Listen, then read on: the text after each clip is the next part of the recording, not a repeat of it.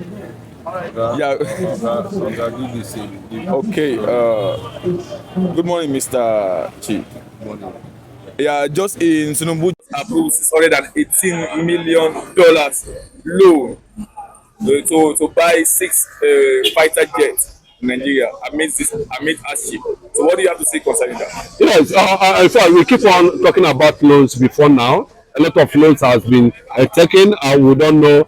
But if it is for the purpose of security, well, I'm sure at the end of the day, we will not hear story. What I mean by story, that the money will not end up in private pocket, or the deal or will be sabotaged at the end of the day. But if it is going to be all about improving security, well, there's security challenges, especially in the north, and people are running. Most of them are in the IDP camps as a result of insurgency, Boko Haram, headers activities in the north, which is deliberate. It's a deliberate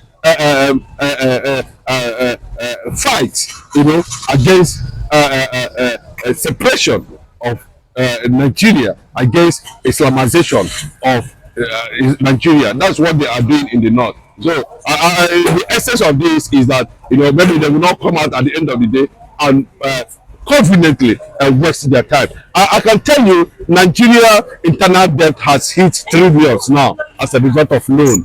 They keep on taking those loans. What the purpose of those loans, whether it is being achieved or not, we do not know, and we cannot be able to stand here and to tell you that when government want to take loan, we should be able to stop them. But we are saying that at the end of the day, let it be very clearly stated that that money, that loan they are going for, or whatever they are purchasing for. You can see the recent issue we had with a plane, a deal that has to do with China. At the end of the day, the whole thing came out and was quite fraudulent, and to an extent involving the Ogun State and of course the federal government involving themselves in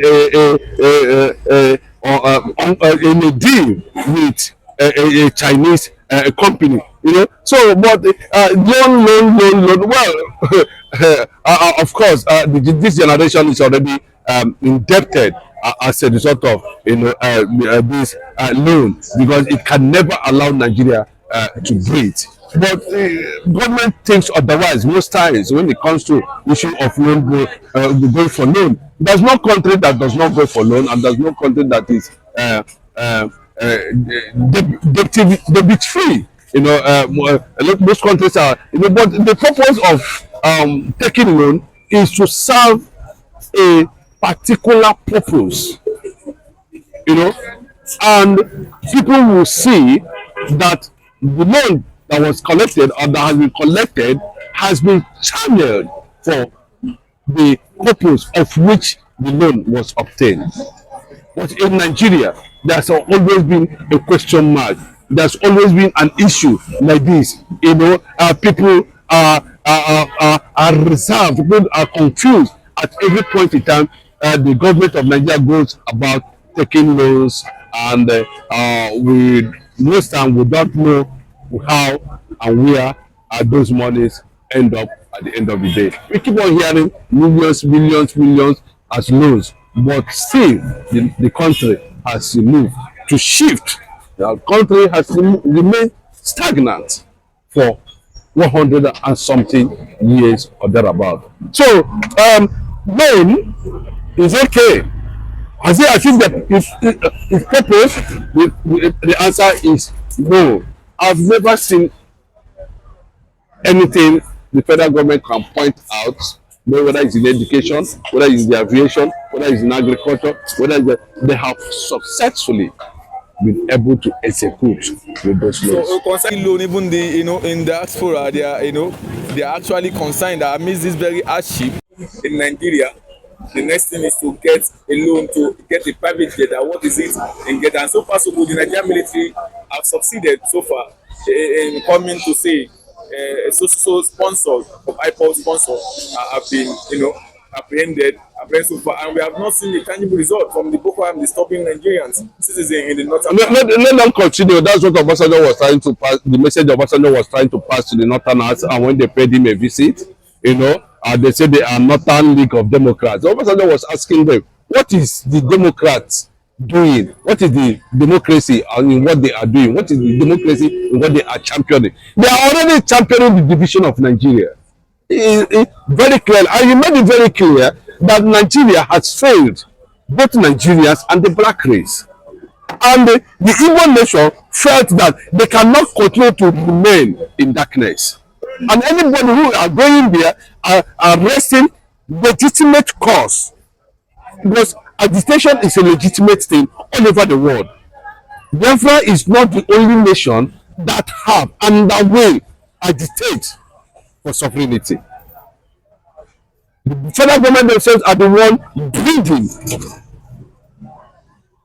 insecurity in the east, and they will still come out and pretend and tell you say there's insecurity in the east. When you get yourself involved in illegality, what is Mazi Nnamdi Kanu still doing in detention?